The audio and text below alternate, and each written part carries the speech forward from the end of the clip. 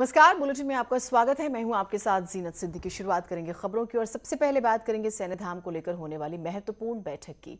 देहरादून सैन्यधाम को लेकर अब बैठक आज होगी और सीएम पुष्कर सिंह धामी ये हाई पावर कमेटी की बैठक लेने वाले हैं सुबह 11:30 बजे। कैंप ऑफिस में ये बैठक होनी है। सैनिक कल्याण मंत्री गणेश जोशी भी इसमें शामिल होंगे। तो बेहद ही महत्वपूर्ण इसे माना जा रहा है इस बैठक को।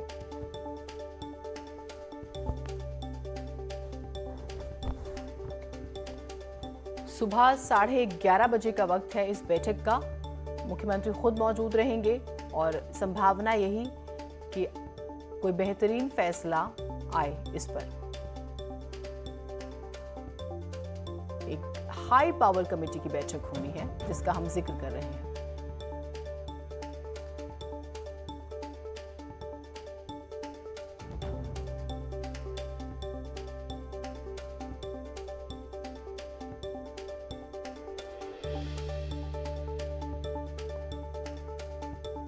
तो सैन्यधाम को लेकर हाई पावर कमेटी की बैठक होनी है। मुख्यमंत्री की अध्यक्षता में बैठक होनी है और कुल मिलाकर इस विवाद पर जो है शायद कोई हल निकले। सैनिक कल्याण मंत्री जो हैं गणेश जोशी वो भी इसमें शामिल होंगे सुबह 11:30 बजे। दीपांकर हमारे साथ हमारे सहयोगी जुड़े हैं। दीपांकर, इस पूरी बैठक के बारे में बताइएगा जरा। बिल्कुल जीनत, साल 2019 में जब आम चुनाव हुए थे लोकसभा के, उस वक्त प्रधानमंत्री नरेंद्र मोदी की एक रैली देहरादून में हुई थी और तब प्रधानमंत्री ने ये बात कही थी कि मैं यहाँ एक 5वां धाम जोड़ने जा रहा हूँ जिसका नाम होगा सैन्य धाम। और उस सैन्य धाम को लेकर तमाम कवायदें चल रही हैं पिछले लगभग 2 साल से। हालांकि अभी उसका यहाँ पर कंस्ट्रक्शन या निर्माण शुरू नहीं हो पाया है। तो आज मुख्यमंत्री पुष्कर धामी उसको लेकर एक हाई पावर कमेटी की मीटिंग करने वाले हैं कि क्या उसका इंफ्रास्ट्रक्चर रहेगा, कैसे उसका डेवलपमेंट होगा, कैसे पूरा प्रोजेक्ट होगा, उसकी डीपीआर क्या होगी, उसकी प्लानिंग किस तरीके से रहेगी। और सबसे खास बात यह है जीनत कि उत्तराखंड में एक सैन्य बहुल प्रदेश है उत्तराखंड, और अब इलेक्शन नजदीक है 2022 के। ऐसे में जो 1.5 लाख पूर्व सैनिक हैं और इसके अलावा जो सैनिक अभी भी जिनके परिवार के तमाम लोग उत्तराखंड में रहते हैं, तो उन सभी से जोड़कर इस पूरे प्रोजेक्ट को देखा जा रहा है। इसके अलावा इसको लेकर एक यात्रा भी निकाली जाएगी सितंबर के 15 तारीख के बाद, जिसे शहीद सम्मान यात्रा कहा जा रहा है, जिसमें शहीदों के घर से मिट्टी, उनके जो खास तौर पर उनके जो चिन्ह होंगे कुछ, उनको लाया जाएगा, उनको इस सैन्य धाम में रखा जाएगा। लेकिन अभी इस प्रोजेक्ट पर किस तरीके से आगे वर्कआउट होगा, इसको लेकर आज मुख्यमंत्री मीटिंग करने वाले 11:30 बजे अपने ऑफिस में। दीपांकर, अगर इसको लेकर कोई रोड मैप नहीं है, अगर अब 2019 का हम जिक्र करें, यानी कि पॉलिटिकल स्टंट माना जाए फिलहाल के लिए। बिल्कुल, क्योंकि बीजेपी गवर्नमेंट में है और प्रधानमंत्री नरेंद्र मोदी ने इस एक नए नाम को दिया है, सैन्य धाम को जोड़ा है। तो ऐसे में उस प्रोजेक्ट को कंप्लीट करना कहीं ना कहीं गवर्नमेंट के ऊपर एक बड़ी जिम्मेदारी है और गवर्नमेंट इसे प्रधानमंत्री नरेंद्र मोदी की एक बड़ी सोच और अप्रोच के तौर पे भी देखती है कि इस वर्क को जल्दी कंप्लीट किया जाए। लेकिन हाँ, ये बात जरूर है कि इस बात की उम्मीद थी कि 2022 के चुनाव तक बनकर इस सैन्य धाम तैयार हो जाएगा, लेकिन अब इसकी उम्मीद बहुत कम है कि 2022 तक तैयार हो पाए। लेकिन हाँ, ये बात जरूर है कि सरकार ये जरूर चाहेगी कि 2022 के चुनाव से पहले जमीन पर इसका काम शुरू हो जाए, ताकि 2022 के चुनाव में यह बताने के लिए जरूर हो कि प्रधानमंत्री ने जो बात कही थी उत्तराखंड को लेकर, उस पर सरकार ने काम किया है। जीनत, बिल्कुल, बहुत शुक्रिया आपका तमाम जानकारियों के लिए। तो देखिए, अब 2019 से अगर कोई प्लानिंग है, अभी कैसे अमल में आती है, कितना टाइम लगता है, या सिर्फ इलेक्शन तक शिगुफा रहता है, थोड़ा सा इंतजार करना होगा इस पूरी कमेटी का, जिसमें ये पूरा प्लान जो है खाका सामने आ जाएगा। आगे बढ़ते हैं। सीएम धामी ने आपदाग्रस्त इलाकों का हवाई सर्वेक्षण किया था और गढ़वाल मंडल के देवप्रयाग, तोता घाटी, कौड़ियाला, ऋषिकेश, रानी पोखरी, नरेंद्रनगर, फकोट, चंबा के आपदाग्रस्त इलाकों का उन्होंने हवाई सर्वेक्षण कर बाढ़ से हुए नुकसान का जायजा लिया। सीएम के साथ मुख्य सचिव एस एस संधू, आपदा प्रबंधन मंत्री धन सिंह रावत, प्रदेश बीजेपी अध्यक्ष मदन कौशिक भी रहे। सीएम ने 3 दिन के अंदर सभी हाईवे खुलवाने के निर्देश दिए, साथ ही वैकल्पिक व्यवस्था बनाने और संचार सेवाओं की बहाली के भी निर्देश दिए।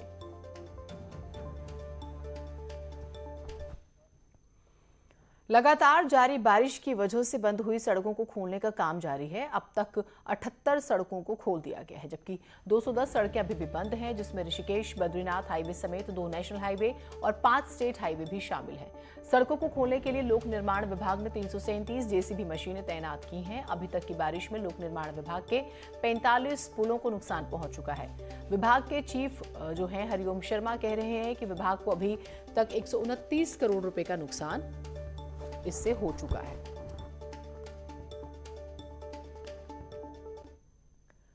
उधर पीडब्ल्यूडी मंत्री सतपाल महाराज पौड़ी में एक बार फिर से अधिकारियों पर भड़क गए। सड़कों को लेकर वो अधिकारियों की मीटिंग ले रहे थे। पीएमजीएसवाई अधिकारियों पर सड़कों की खस्ता हालत को लेकर सतपाल महाराज एकाएक आग बबूला हो गए। उनके गुस्से के आगे किसी की जवाब देने की हिम्मत नहीं हुई। उन्होंने सड़कों की स्थिति जल्द दुरुस्त नहीं होने पर कड़ी कार्रवाई की चेतावनी दी। हर रोड की मैंने जांच करवा दी, बहुत खराब काम है और इसको हम टॉलरेट नहीं करेंगे। जब आपको पूरा पैसा मिल रहा है, पूरा समय मिल रहा है, तो रोड क्यों नहीं ठीक हो रही है?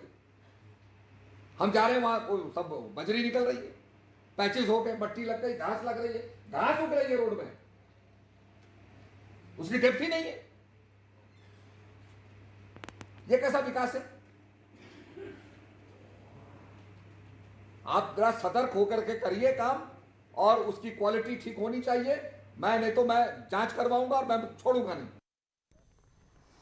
इलेक्शन आते आते मंत्री जी काफी एक्टिव हो गए हैं। आगे बढ़ते हैं। 7 दिन बाद भी टनकपुर टू पिथौरागढ़ हाईवे बंद है। हर दिन सड़क खोलने के दावे करने वाला प्रशासन 7 दिन बाद भी सड़क खोलने में नाकाम साबित हुआ। 7 दिन बाद भी पहाड़ी से लगातार बोल्डर आ रहे हैं। चंपावत पिथौरागढ़ की लाइफ लाइन जो है, सड़क बंद होने से जनजीवन अब प्रभावित होने लगा है। मुख्यमंत्री बनने के बाद पहली बार पुष्कर सिंह धामी 3 सितंबर को पौड़ी जनपद के दौरे पर रहेंगे, जहां वो श्रीनगर गढ़वाल में भाजपा की जन आशीर्वाद रैली को संबोधित करेंगे। जनसभा से पूर्व भाजपा रोड शो करेगी और उसके बाद रामलीला मैदान में जनसभा आयोजन की जाएगी, जहां नगर के विकास के लिए महत्वपूर्ण घोषणाएं भी मुख्यमंत्री करेंगे। अन्य मुख्यमंत्री जी 3 सितंबर को श्रीनगर के अंदर एक विशाल जन आशीर्वाद रैली को संबोधित करेंगे और इस रैली में लगभग 3 किलोमीटर का रोड शो शहर के अंदर से होते हुए रामलीला ग्राउंड तक जाएगा। कांग्रेस और बीजेपी में तू डाल में पात का खेल शुरू हो गया है। कांग्रेस 3 सितंबर से परिवर्तन यात्रा निकालने जा रही है, तो इसके तोड़ में बीजेपी ने भी इसी दिन से जन आशीर्वाद यात्रा निकालने का प्लान बनाया है। कांग्रेस 3 सितंबर से सीएम पुष्कर धामी की सीट खटीमा से परिवर्तन यात्रा निकालने जा रही है, जिसका पहला चरण 6 सितंबर को हल्द्वानी में संपन्न होगा। बीजेपी ने इसका तोड़ खोज निकाला। अब बीजेपी भी 3 सितंबर से जन आशीर्वाद यात्रा निकालने की तैयारी में है और ये शुरुआत होगी श्रीनगर विधानसभा सीट से। इस सीट से कांग्रेस प्रदेश अध्यक्ष गणेश गोदियाल चुनाव की दावेदारी कर रहे हैं। कांग्रेस 6 सितंबर को हल्द्वानी में होगी तो बीजेपी उसी तारीख को अल्मोड़ा में। बीजेपी का कहना है कि जो लोग 4.5 साल तक कहीं नजर नहीं आए, वो चुनाव को देख अब जनता के बीच जा रहे हैं। इसी बीच में हमारा जन आशीर्वाद रैली है श्रीनगर में 3 तारीख को, बड़ा कार्यक्रम है। मुख्यमंत्री सब लोग रहेंगे और उसके बाद फिर अल्मोड़ा में इसी हफ्ते में सितंबर के फर्स्ट वीक तक करेंगे। ये 2 बड़े कार्यक्रम हमारे रैली के कार्यक्रम भी आ गए हैं। ये भी हम लोग तैयारी हमारी हो रही है। दूसरी तरफ कांग्रेस का कहना है कि बीजेपी कांग्रेस का कोई भी तोड़ खोज ले, उसकी दाल अब गलने वाली नहीं है। जनता परिवर्तन का मन बना चुकी है। बीजेपी को आशीर्वाद नहीं, पश्चाताप यात्रा निकालनी चाहिए। कि अब उत्तराखंड की जनता मन बना चुकी है सत्ता परिवर्तन का। कांग्रेस पार्टी को अपना भरपूर आशीर्वाद जनसमूह उमड़ उमड़ कर दे रहा है। ऐसे में आपको अपनी यात्रा का नाम जन आशीर्वाद छोड़कर पश्चाताप यात्रा रखनी चाहिए। परिवर्तन यात्रा हो या जन आशीर्वाद यात्रा, यात्राओं का एक ही मकसद है 2022 के चुनाव में जीत। लेकिन ये फैसला तो जनता को ही करना है कि वो किसे सत्ता दिलाएगी। न्यूज़ 18 के लिए देहरादून से सुनील नवप्रभात की रिपोर्ट।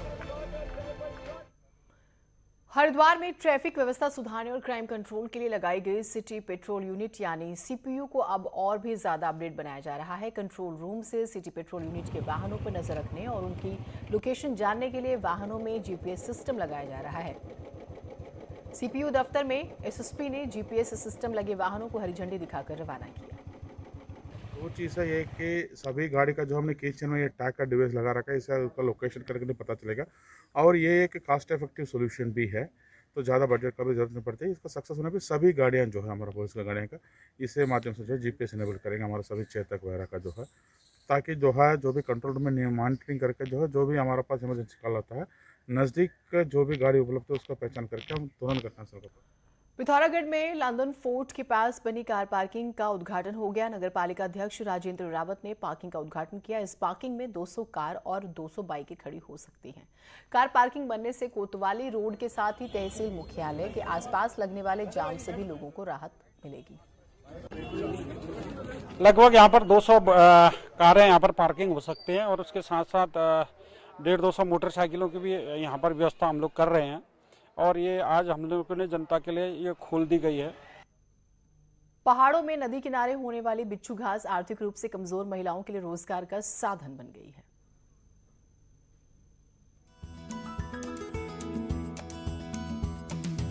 पहाड़ों में नदी किनारे होने वाली कंडाली यानी कि बिच्छू घास से देहरादून की कुछ महिलाओं ने हर्बल पाउडर बनाना शुरू किया।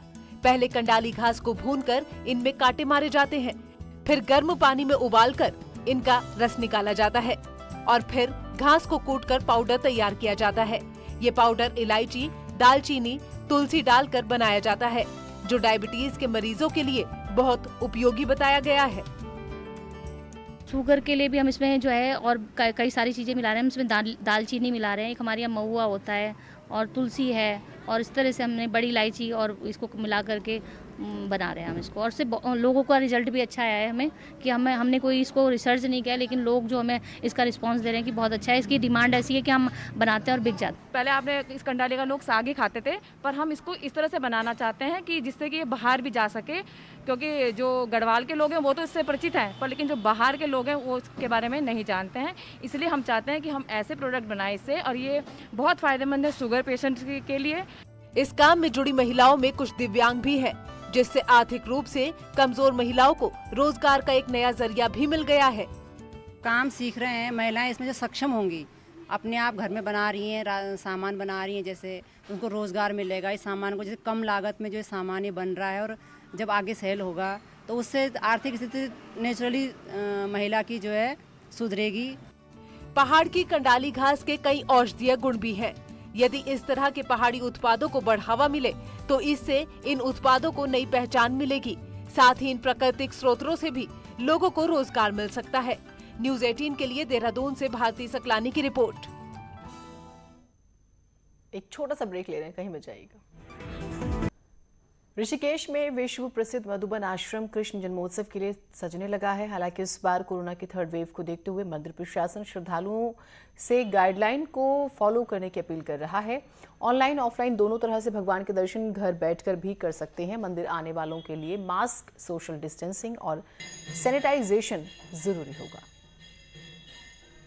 जो सरकार के दिशा निर्देशन है उनका हम अच्छी तरीके से पालन करते हुए लोगों को दर्शन करा सके, हम लोगों का ये प्रयास रहेगा। बैठे नहीं, आए एक साइड से भगवान के दर्शन करते हुए, भगवान का प्रसाद लेते हुए बाहर। अल्मोड़ा में श्री कृष्ण जन्माष्टमी महोत्सव धूमधाम से मनाया जा रहा है। कई जगहों पर श्री कृष्ण महोत्सव को लेकर प्रतियोगिताओं का आयोजन भी किया गया। इसके साथ ही 2 दिनों तक रंगारंग कार्यक्रमों का आयोजन भी किया जाएगा। हुक्का क्लब में श्री कृष्ण की झांकियां बनाई गई हैं।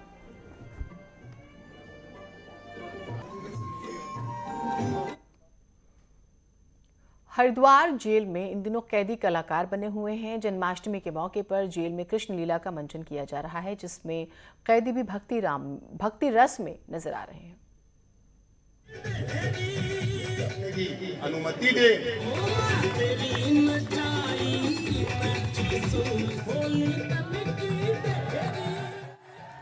जेल में रहने वाले कैदियों का जीवन यूं तो बेहद शांत और साधारण होता है, लेकिन हरिद्वार जिला कारागार के अधीक्षक मनोज कुमार की पहल पर जेल में बंद कैदी भगवान की भक्ति का आनंद ले रहे हैं।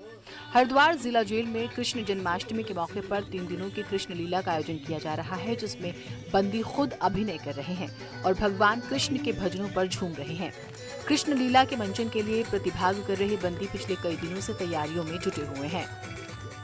सब लोगों ने बहुत समर्पित भाव से जो है ये कार्यक्रम की रिहर्सल की है। कई लोग इस कार्यक्रम में जुटे, लगभग 50 जो हमारे यहाँ कैदी हैं वो इस कार्यक्रम में पिछले 10 दिनों से जुटे हैं और उस कार्यक्रम को भव्य बनाने में वो अपना बहुत समर्पित होकर योगदान दे रहे हैं। जेल की 4 दीवारों में अपने गुनाहों की सजा काट रहे बंदी भी धार्मिक कार्यक्रमों के रस में सराबोर हैं। उनका कहना है कि जेल अधीक्षक की पहल पर उन्हें मनोरंजन करने और हंसने गाने का मौका मिल रहा है। समय समय पर ऐसे कार्यक्रम आयोजित होने से बंदियों को मानसिक तनाव से भी राहत मिलती है। ये हमारे जो सर है अधीक्षक साहब, उनकी देन है सब कुछ, क्योंकि उनके आने के बाद ही जो प्रोग्राम हुए हैं वो इस जेल में पहली बार हुए हैं और हमें भी बहुत अच्छा लग रहा है इस प्रोग्राम से। जेल न सिर्फ लोगों को उनके गुनाहों की सजा देने के लिए है, बल्कि उन्हें आत्ममंथन कर सुधरने का मौका देने के लिए भी होती है। जेल प्रशासन और बंदियों को उम्मीद है कि धार्मिक और सांस्कृतिक कार्यक्रमों से जुड़कर बंदियों में सकारात्मक सोच विकसित होगी। हरिद्वार से पुलकित शुक्ला के साथ ब्यूरो रिपोर्ट, न्यूज़ 18 नेटवर्क।